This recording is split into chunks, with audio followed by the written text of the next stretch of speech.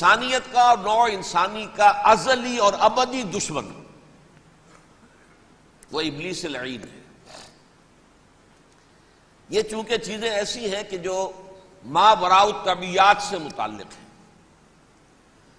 ابلیس جن ہے، جن انویزیبل ورلڈ سے تعلق رکھتا ہے، غیر مرئی جو نظر نہیں آتی۔ فرشتے انویزیبل ورلڈ سے تعلق رکھتے ہیں، غیر مرئی جو نظر نہیں آتی۔ یہ ہم جو ہے اور یہ حیوانات دنیا میں جو ہے یہ مرئی ہے، ویزیبل۔ آج کا عام ذہن جو انسان کا بن چکا ہے، سائنٹزم جسے کہا جاتا ہے، سائنسی نقطہ نظر، اس کا عام لوگوں پر بھی اثر یہ ہوا ہے کہ جو انویزیبل ورلڈ ہے اس کی باتوں کی طرف توجہ نہیں کرتے۔ ہاں عقیدہ تو ہے کہ ہے، جن بھی ہے، فرشتے بھی ہیں، لیکن کوئی ان کی اہمیت ہماری نگاہوں میں نہیں ہے۔ ساری نگاہیں مرکوز ہے visible world, physical world. Meta physics کا تو مضمون بھی اب سمجھ رہے ہیں کہ ختم کر دینا چاہیے، یونیورسٹیز سے فلسفے کے ڈپارٹمنٹس ختم ہو رہے ہیں، کیا ضرورت ہے اس کی؟ اصل شے یہ دنیا ہے، یہ عالم ہے، یہ کائنات ہے، یہ مادہ ہے، یہ حیات انسانی، حیات دنیاوی ہے۔ اس پر میرا جو مارکت الارا مضمون تھا 1967 کے جون میں جو چھپا تھا، اسلام کی نشرت ثانیہ کرنے کا اصل کام، کہ جو عہد حاضر کی جو تہذیب ہے اس کے 3 بنیادی اصول کیا ہیں؟ خدا ہے یا نہیں ہے چھوڑو، اس بحث میں نہ پڑو، کائنات تو ہے نا، مادہ تو ہے نا، روح کوئی شے ہے یا نہیں ہے کیا پتا، کسی نے دیکھی نہیں آج تک، لہذا اس کے بارے میں گفتگو کا فائدہ کیا، وقت کا سیاح۔ عالم آخرہ کوئی ہے یا نہیں ہے کیا پتا، کس نے آ کے بتایا مرنے کے بعد، لہذا اس بحث میں نہ پڑھو، یہ عالم دنیا تو ہے نا، اٹس ویری مچ پریزنٹ، لہذا ساری توجہ اس پر صرف کرو۔ تو خدا کے مقابلے میں کائنات پر توجہ، روح کے مقابلے میں مادے اور جسم پر توجہ، حیات اخروی کے مقابلے میں حیات دنیاوی پر توجہ، یہ ہے اصل میں کرکس آف دی میٹر، اس تہذیب جدید کا خلاصہ یہ۔ دیکھیے اللہ تعالیٰ نے جو مخلوقات پیدا کی ہیں ان میں ایک تقسیم تو ہو سکتی ہے ذی حیات اور بغیر حیات، جاندار چیزیں اور بے جان چیزیں۔ بے جان چیزیں بے شمار، یہ تمام فلکیات، یہ پوری کائنات، یہ زمین، یہ پہاڑ، یہ شجر و حجر، کیا؟ لیکن ایک ہے جاندار، ان جانداروں میں ایک تقسیم ہے، 2 کا تعلق غیر مرئی دنیا سے ہے، انویزیبل ورلڈ سے، فرشتے جو دکھائی نہیں دیتے، ان کی پیدائش ہوئی ہے نور سے۔ دوسرے جنات جو انسانوں سے پہلے پیدا کیے گئے، آدم سے پہلے، وَالْجَانَّ خَلَقْنَاهُ مِن قَبْلُ مِن نَارِ السَّمُومِ، جنات کو تو ہم بہت پہلے پیدا کر چکے تھے آگ کی لو سے، وہ بھی نظر نہیں آتے۔ تیسرے انسان اور اس دنیا میں جتنے بھی حیوانات ہیں، ان کا جو مادہ ہے وہ ارض، یہ زمین ہے، یہ مٹی سے بنے، تراب سے بنے، کرسٹ آف دی ارتھ سے بنے۔ اب ان میں ایک تقسیم ہے، ایک وہ ہے، ان تمام میں شعور تو ہے، حیوانات میں بھی شعور ہے، خود شعوری جسے کہتے ہیں سیلف کانشسنس، یہ صرف 3 میں ہے، فرشتہ، جن اور انسان۔ حیوانات میں خود شعوری نہیں ہے، کانشسنس ہے، سیلف کانشسنس نہیں ہے۔ تھوڑی سی بات سے سمجھا دوں آپ کو، میں دیکھ رہا ہوں، آپ مجھے دیکھ رہے ہیں، کتا بھی کوئی یہاں ہوتا تو مجھے دیکھ رہا ہوتا، لیکن کتے کو مجھے دیکھتے ہوئے یہ احساس نہیں ہوتا کہ میں دیکھ رہا ہوں، یعنی کتے کو یہ احساس نہیں ہوتا کہ وہ دیکھ رہا ہے، مجھے دیکھ تو رہا ہے، اس کو میں کا احساس نہیں ہے کچھ۔ میں جب دیکھ رہا ہوں تو میں سمجھتا ہوں میں دیکھ رہا ہوں، میں ہوں کوئی شے جو دیکھ رہا ہوں، یہ خود شعوری ہے، سیلف کانشسنس۔ کسی بھی کام کو کرتے ہوئے اپنے وجود کا احساس، میرا فیصلہ ہے، میری رائے ہے، یہ ہے در حقیقت سیلف کانشسنس، انا، سیلف، خودی۔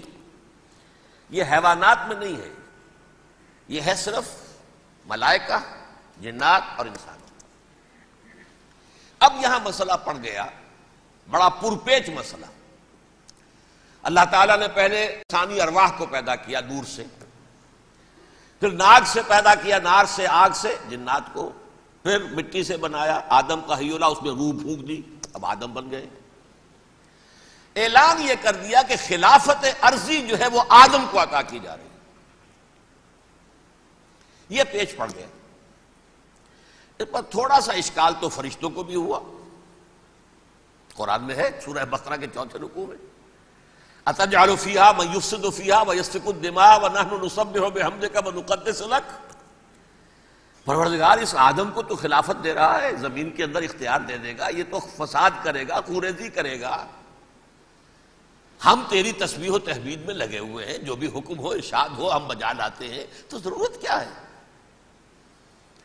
اس کا جواب اللہ نے دیا، انی عالم ما لا تعلمون، میری مشیت، میری حکمت وہ میں ہی جانتا ہوں، ضروری نہیں کہ تم اس کو شیئر کر سکو۔ لیکن یہ جنات میں سے ایک جن تھا عزازیل۔ اب دیکھیے کہ جنات کو ایک قرب حاصل ہے ملائکہ کے ساتھ، کیوں؟ وہ نور سے پیدا کیے گئے، یہ نار سے پیدا کیے، کتنا قرب ہے دونوں میں۔ انسان پیدا کیا گیا مٹی سے، مٹی انرٹ ہے، آگ بھڑکتی ہے، اوپر اٹھتی ہے، شعلہ زن ہوتی ہے، انرجی ہے اس میں۔ نور اور نار میں بڑا قرب ہے۔ اور عربی کے ایک قاعدے سے تو یہ ایک ہی لفظ ہے، مادہ ایک ہی ہے، حروف علت جو ہے ایک دوسرے کی جگہ آ جاتی، یہ قرب ہے۔ اگرچہ زمین و آسمان کا فرق ہے دونوں میں، فرشتہ نور سے پیدا کیا گیا ہے، وہ پاک ہے، وہ اللہ کے کسی حکم کی خلاف ورزی کر ہی نہیں سکتا۔ لا یعصون اللہ ما امرہم ویفعلون ما یؤمرون، وہ جو بھی اللہ تعالیٰ حکم دیتا ہے اس کی کوئی معصیت یا نافرمانی نہیں کرتے، بلکہ جو حکم لیا جاتا ہے مان لیتے۔ ذرا سا اشکال ہوا تھا، پوچھ لیا، جواب مل گیا، خاموش ہو گئے بس۔ لیکن عزازیل نامی ایک جن تھا، جو ایک تو جن ہونے کی نسبت سے فرشتوں سے کچھ نہ کچھ مماثلت تھی، قرب تھا، دوسرے یہ علم میں، زہد میں، عبادت میں اتنا اونچا تھا، اتنا اونچا تھا، اتنا اونچا تھا کہ یہ ملائکہ ہی کے صف میں شامل ہو گیا۔ اس نے علم بغاوت بلند کر دیا۔ جب حکم دیا گیا کہ سجدہ کرو آدم کو،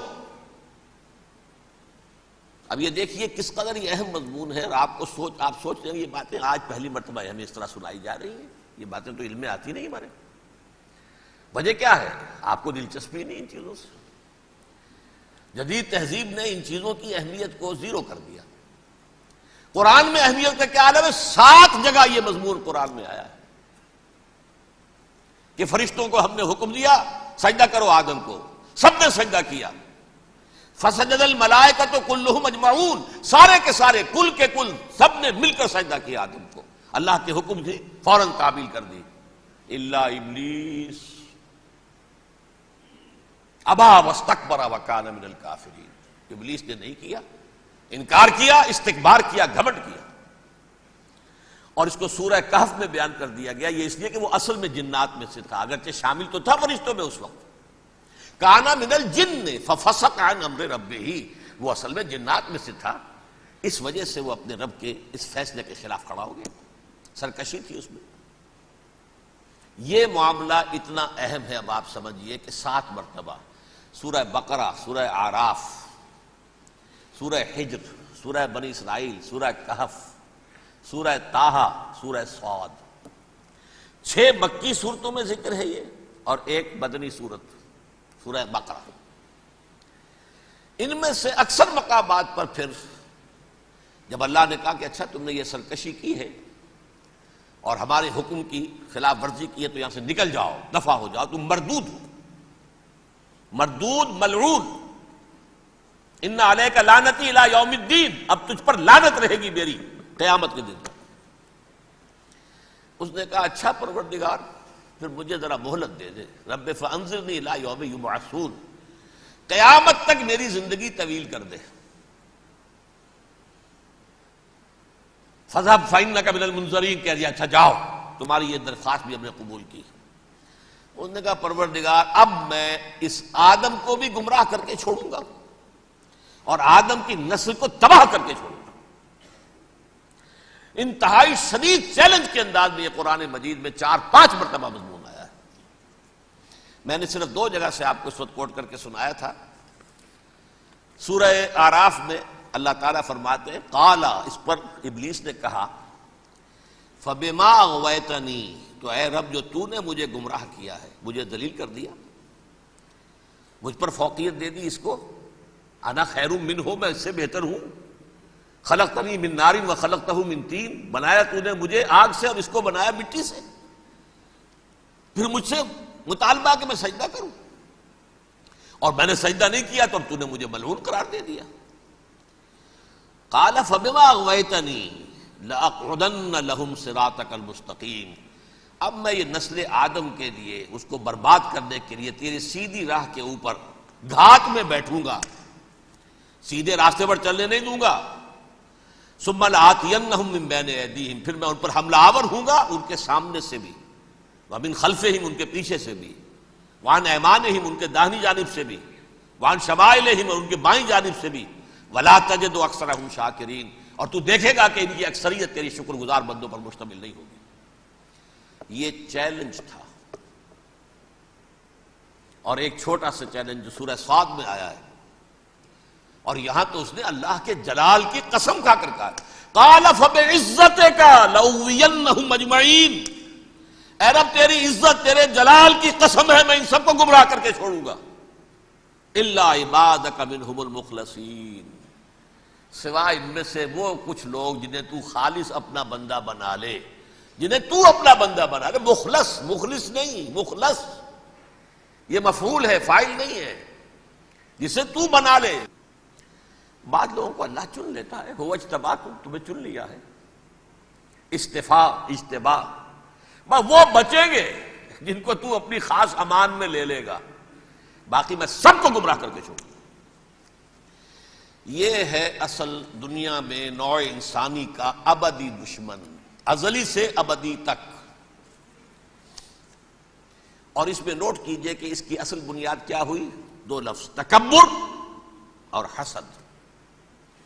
استکبرا، تکبر کیا، انا خیر منہ، میں اس سے بہتر ہوں.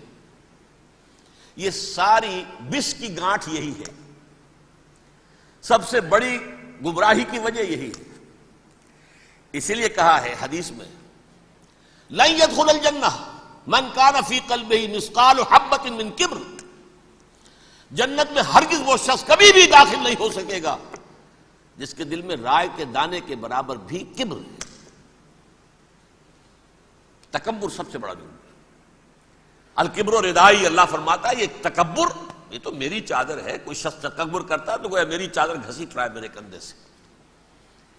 عرب میں کسی شخص کی توہین کرنی ہوتی تھی تو اس کی چادر گھسیٹتے تھے، ننگا کر دیا گویا کہ. تو یہ میری ردائی ہے، الکبر ردائی، یہ میری چادر ہے، یہ جامہ مجھے زیب دیتا ہے، مجھ پر راستہ تھا.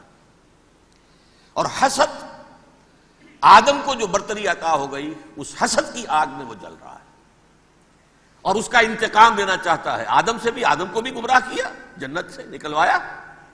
ویسے نکلنا تو انہیں تھا ہی مشیت اذنی میں، لیکن فوری طور پر اللہ کے حکم کی خلاف ورزی تو کروائی نا. فعصى آدم ربہ فغوى، آدم نے اپنے رب کے حکم کی نافرمانی کی اور گمراہ ہوا عارضی طور پر. یہ دوسری بات ہے، توبہ کر لی، اللہ نے توبہ قبول فرما لی، معاف کر دیا. کوئی مستقل جو ہے وہ نسل انسانی پر اس گناہ کا اثر متوارث طور پر نہیں آ رہا ہے، ختم ہو چکا معاملہ، ہوا تھا ہو گیا. فتلقى آدم من ربہ کلمات فتاب علیہ انہ هو التواب الرحیم.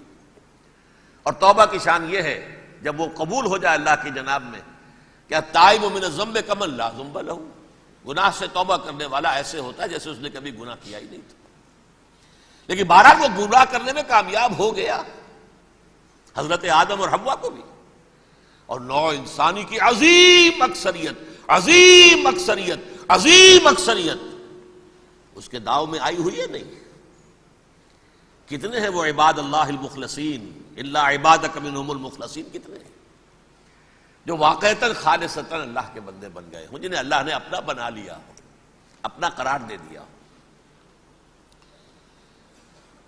اب اس کے ساتھ نوٹ کیجئے، اس ابلیس کے ساتھ ایک فوج بھی ہے، جسے قرآن مجید میں کہا گیا ہے کہ یہ اس کی پارٹی ہے، حزب الشیطان، یہ اکیلا نہیں ہے۔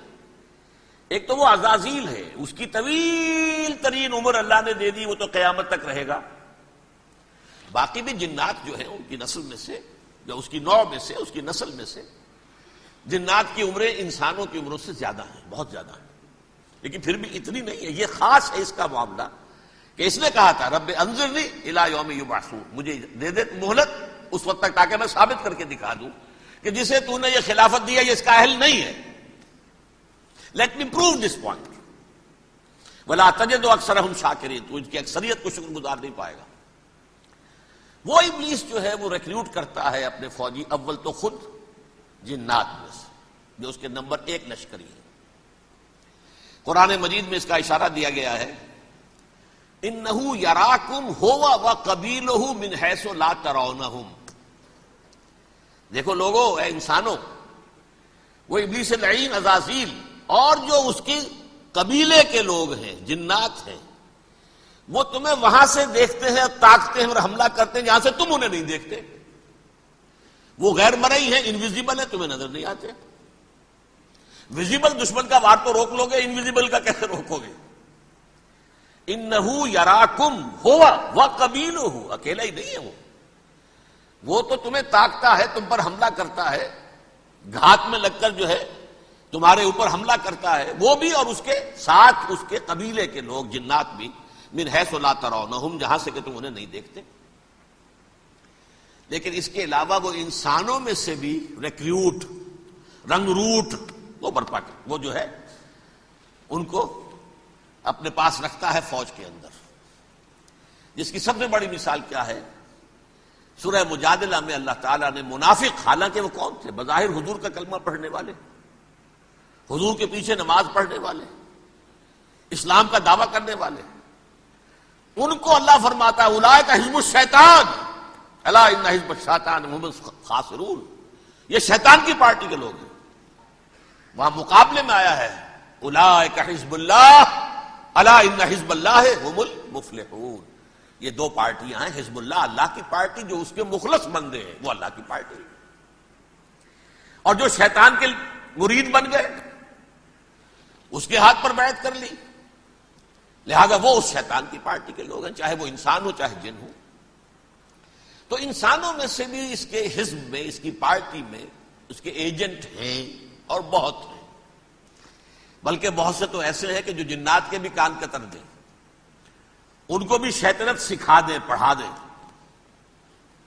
لیکن اب ایک بات سمجھیے، ایک دنیا میں نسل اور قوم بھی ایسی ہے جو ایک خاص وقت سے بحیثیت مجموعی من حیث القوم ابلیس کی ایجنٹ بن گئی ہے۔ وہ کون ہے؟ وہ یہودی ہے۔ یہ یہودی قوم جو ہے، اس میں ایک تو کچھ یہ کہ ان کی فطرت کے اندر یہ تھا کہ ہم ہیں اصل انسان، باقی انسان جو ہے وہ انسان نما حیوان ہے، ان کی کوئی حیثیت ہی نہیں۔ ہم ہیں اصل انسان، نحن ابناء اللہ واحباؤہ۔ باقی یہ جنٹائلز، یہ گوئمز، غیر یہودی، یہ تو حیوانات ہیں۔ اب جیسے کہ انسانوں کو حق ہے کہ حیوانوں کو ایکسپلائٹ کریں، استعمال کریں، گھوڑے کو آپ ٹانگے میں باندھتے ہیں کہ نہیں؟ اس کی پسینے کی اور محنت کی کمائی ہے جو کھاتا ہے ٹانگا چلانے والا۔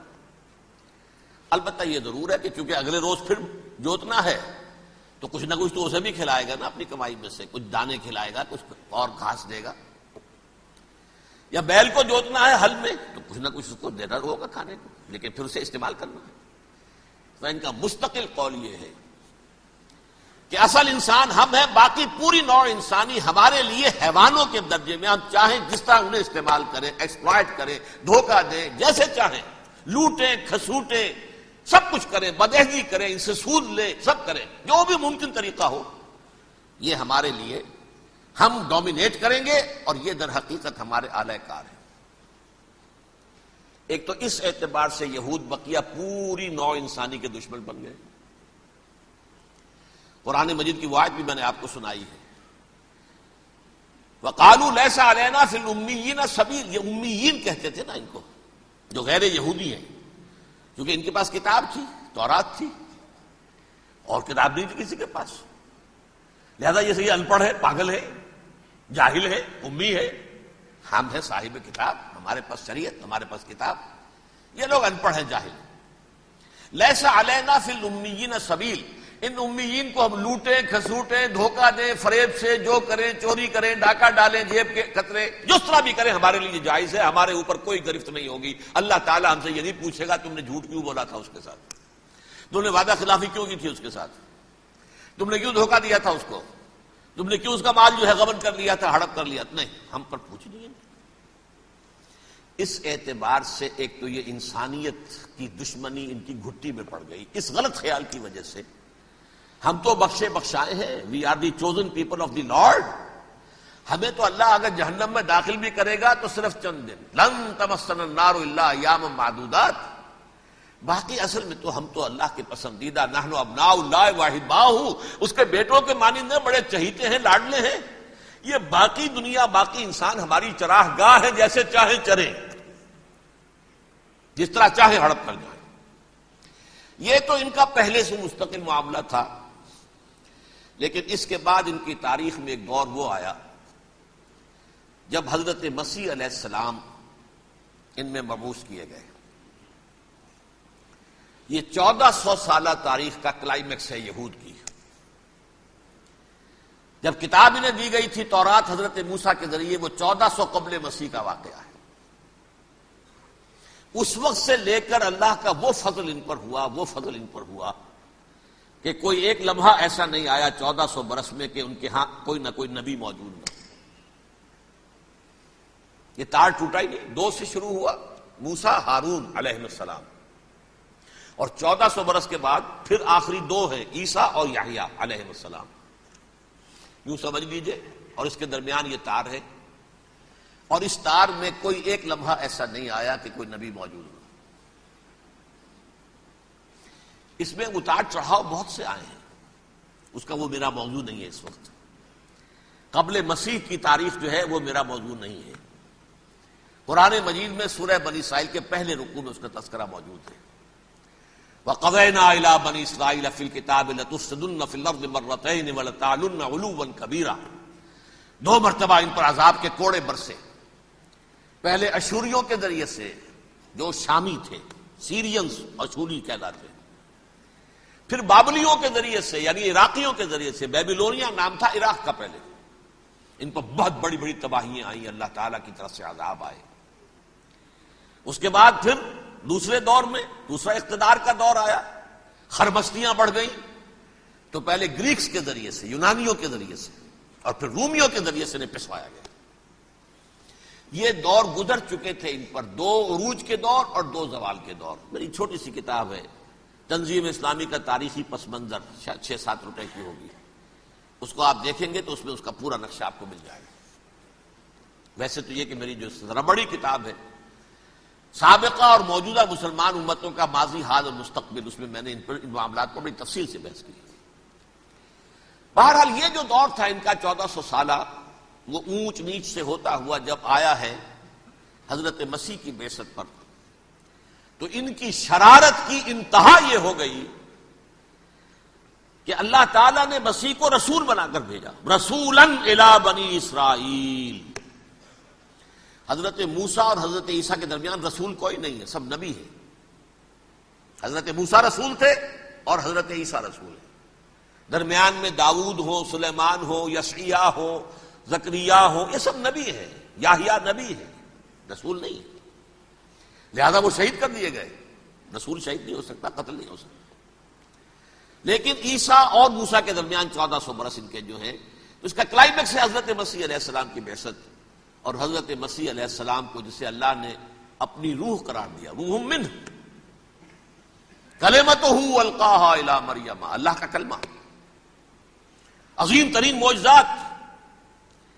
انہوں نے کیا کہا؟ یہ ولد الزنا ہے، حرام زادہ ہے، معاذ اللہ، نقل کفر نہ باشد، یہ جادوگر ہے، یہ مرتد ہے، یہ واجب القتل ہے. اصل حکومت اس وقت رومیوں کی تھی حکومت، لیکن انہوں نے انہیں آٹونومی دے رکھی تھی، اپنے مذہبی معاملات تم خود طے کر سکتے ہو. تو کائفاس جو اس وقت کا ان کا ہیڈ ربائی تھا سب سے بڑا، اس کی عدالت نے فیصلہ کیا مسیح کو سولی چڑھا دیا جائے. پائلیٹس پونٹس اس کے پاس ان کی یادداشت پہنچ گئی، یہ ہمارا مجرم ہے مذہبی، یہ مرتد ہے، یہ کافر ہے، یہ جادوگر ہے، یہ واجب القتل ہے، اسے قتل کرو، سولی چڑھا دو. خیر وہ لمبی بات ہو جائے گی. اس نے تو اپنے ہاتھ دھوئے کہ صاحب ہمارے پاس کوئی جرم نہیں ہے اس کے خلاف، تم کہتے تو ٹھیک ہے سولی چڑھا دیتے. یہ دوسری بات ہے کہ اللہ نے حضرت مسیح کو اٹھا لیا آسمان پر، ان کی جگہ وہ شخص سولی چڑھا جس نے غداری کر کے گرفتار کروایا تھا، جوڈاس اسکیریوٹ.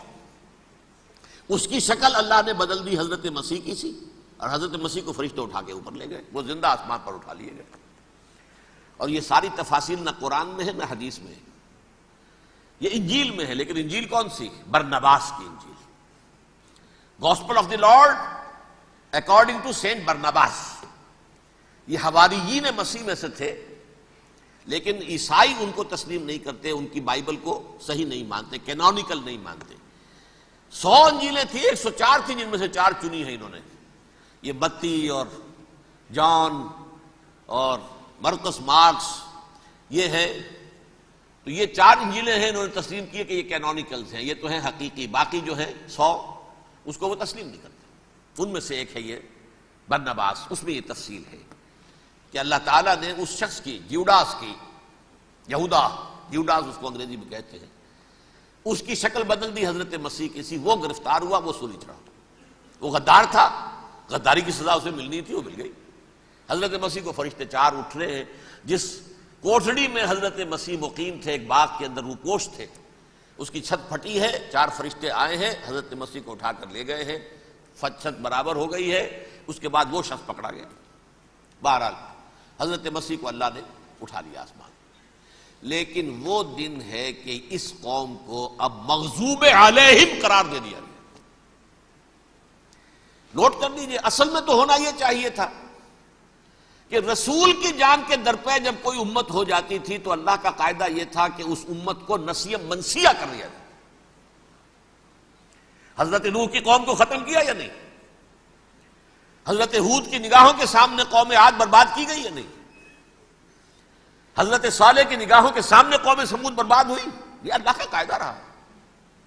سدوم اور عمورہ کی بستیاں حضرت لوط علیہ السلام جہاں بھیجے گئے، مدین کا علاقہ جہاں حضرت شعیب بھیجے گئے، اہل فرعون جن کی طرف موسیٰ کو بھیجا گیا، سب ہلاک کر دیے گئے. کیونکہ رسولوں کے بارے میں اللہ کا نبیوں کے بارے میں یہ بات نہیں ہے. نبی آیا، اس نے دعوت دی، جس نے مان لیا اچھا کیا، اپنے لیے اچھا کیا، نہیں مانا اس کی اپنی جو ہے عاقبت برباد ہو گئی. دنیا میں کوئی فیصلہ اس کا نہیں ہوتا، لیکن رسولوں کا معاملہ یہ ہوتا ہے کہ دنیا میں وہ اللہ کی عدالت بن کر آتے ہیں. مانو گے تو بچو گے، نہیں مانو گے ہلاک ہو جاؤ. تو اس اعتبار سے وہ مستحق تو ہو چکے تھے اس کے کہ انہیں ہلاک کر دیا جائے. اب اللہ کی کوئی خصوصی مشیت ہے، اس میں کیا حکمت ہے؟ وہ ہے ایک حکمت، میں بعد میں اگر وقت ہوا تو بتاؤں گا. فیصلہ یہ کیا اللہ نے کہ حضرت مسیح کو تو اٹھا لیا زندہ، اور ان کی رسی ابھی مزید دراز کر دی کہ ان کو ابھی مہلت دے دی کہ تمہیں آخری استیصال، جس کو عذاب اکبر کہتا ہے قرآن. سورہ سجدہ جو حضور ہر جمعے کی پہلی رکعت میں فجر میں پڑھتے تھے، وَلَنُذِيقَنَّهُم مِّنَ الْعَذَابِ الْأَدْنَىٰ دُونَ الْعَذَابِ الْأَكْبَرِ لَعَلَّهُمْ يَرْجِعُونَ. چھوٹے چھوٹے عذاب اور ایک بڑا عذاب، جبکہ قوم بالکل برباد، نسیم منسیہ، کأن لم یغنوا فیہا، ایسے ہو جائیں جیسے کوئی تھے ہی نہیں آبادیاں. لا یرا الا مساکنہم، اب ان کے مسکن نظر آتے ہیں، مکین نظر نہیں آتے. یہ عذاب اکبر جو ہے وہ ان پر نہیں آیا، حالانکہ وہ مستحق ہو گئے تھے اسی وقت. اس کو یوں سمجھیے کہ کسی شخص کو پھانسی کا حکم تو ہو جائے، ایگزیکیوشن نہیں ہوئی. ہوتا ہے کئی سال گزر جاتے ہیں پڑے ہوئے، اور معاملات جو ہیں وہ چلتے رہتے ہیں. یہ معاملہ ہوا اس کے ساتھ، ورنہ یہ مستحق ہو چکے تھے آخری بربادی تباہی کے، عذاب استیصال، جڑ سے کاٹ دینے والا عذاب. وہ آ سکتا تھا ان پر اسی وقت، لیکن اللہ نے ان کی مہلت دراز کی ہے۔ لیکن اس کے بعد اللہ نے ان کو ایک اور موقع دیا۔ 600 برس بعد حضرت مسیح کے محمد الرسول اللہ صلی اللہ علیہ وسلم کی بعثت ہوئی، اور یہ میں سمجھتا ہوں کہ اس قوم پر اللہ کا اتنا بڑا فضل تھا، اتنا بڑا فضل تھا، اتنا بڑا فضل تھا۔ اب پھر ایک موقع دیا، عسیٰ ربکم ان یرحمکم وان عدتم عدنا۔ دیکھو اب بھی تمہیں ہم ایک موقع دے رہے ہیں، تمہارا رب تمہارے اوپر اب بھی فضل کرنے کو تیار ہے، رحم فرمانے کو تیار ہے۔ ان ھذا القرآن یہدی للتی ہی اقوم، اس قرآن کے سائے میں آ جاؤ، یہ شاہدرا ہے ہدایت میں آنے کا، اس میں داخل ہو جاؤ، محمد کی تصدیق کرو صلی اللہ علیہ وسلم، دامن محمدی میں آ جاؤ، اب بھی ہم تمہارے گناہ بخش دیں گے۔ لیکن نہیں، اس قوم نے حضرت محمد صلی اللہ علیہ وسلم کی دشمنی کی کمر کس لی، اور اب یوں سمجھیے اس تاریخ سے لے کر آج تک یہ گٹھ جوڑ ہے۔ ظاہر بات ہے کہ ابلیس کا بھی اصل دشمن اب کون ہے،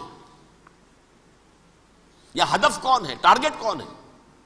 جنہوں نے محمد کو نہیں مانا صلی اللہ، وہ تو ہے ہی جہنمی، ان پر کوئی اور محنت کرنے کی ضرورت کیا ہے؟ سمجھ گئے میری بات؟ حضور کی بعثت کے بعد جنہیں حضور کو رد کر دیا، ان پر ایمان نہیں لائے، وہ کون ہے؟ کافر، وہ جہنمی ہے ہی ہے۔ لہذا اس کے اوپر کوئی محنت صرف کرنے کی ابلیس کو ضرورت نہیں، اس کا اصل ٹارگٹ امت محمد ہے صلی اللہ علیہ وسلم۔ وہ ساری نوع انسانی کی دشمنی اب آ کر مرکوز ہو گئی ہے امت محمد صلی اللہ علیہ وسلم کی دشمنی پر۔ اور اسی طرح یہود کا معاملہ، اگرچہ ویسے پوری نوع انسانی کے دشمن ہیں، انہیں حیوان سمجھتے، ان کی جان مال اپنے لیے مباح سمجھتے ہیں، جس طرح چاہیں لوٹے کھسوٹے کھائیں پیئے انہیں، لیکن اب ان کی بھی دشمنی کا سب سے بڑا مرکز امت محمد۔ کیوں؟ وہی تکبر اور حسد، وہی بیماریاں۔ انہیں تکبر یہ ہو گیا تھا کہ 2000 سال سے یہ نبوت ہماری میراث، ہماری جاگیر، بنو اسرائیل کے اندر سینکڑوں نبی آئے، 3 کتابیں اللہ نے ہمیں عطا کی، یہ کہاں سے آ گیا محمد صلی اللہ علیہ وسلم؟ معاذ اللہ ثم معاذ اللہ، یہ امیین میں سے، یہ جنٹائلز میں سے، یہ گوئنز میں سے، یہ حقیر ان پڑھ، کہاں ہم کہاں یہ نہیں تسلیم کریں گے۔ حالانکہ قرآن کہتا ہے یعرفونہ کما یعرفون ابناہم، ان کے علماء ایسے پہچانتے تھے حضور کو جیسے اپنے بیٹوں کو پہچانتے ہیں کہ یہ آخری نبی ہیں، لیکن تکبر اور حسد کی آگ میں جل اٹھے۔ اب ان کے بھی دشمنی کس سے ہے؟ محمد اور امت محمد صلی اللہ علیہ وسلم۔ یہ گٹھ جوڑ ہے۔ اب دیکھیے، یہ ہے میری گفتگو کا اب تک کی گفتگو کا حاصل، یہ گٹھ جوڑ، ایک غیر مرئی دنیا، انویزیبل دنیا کا ابلیس لعین اور جنات میں سے اس کے لشکری فوج، انسانوں میں سے ویسے تو اور بھی بہت جگہ اس کے ایجنٹ ہیں، مسلمانوں میں بھی ہے، لیکن بحیثیت قوم، بحیثیت مجموعی، ایک پوری قوم، ایک پوری نسل جو ہے اس کے ساتھ گٹھ جوڑ ہے۔ ان دونوں کی گٹھ جوڑی کے ساتھ یہ دشمن دون ہیں انسانیت کے، پہلا دشمن ابلیس لعین، عزازیل لعین، اور دوسرے دشمن یہود ملعون۔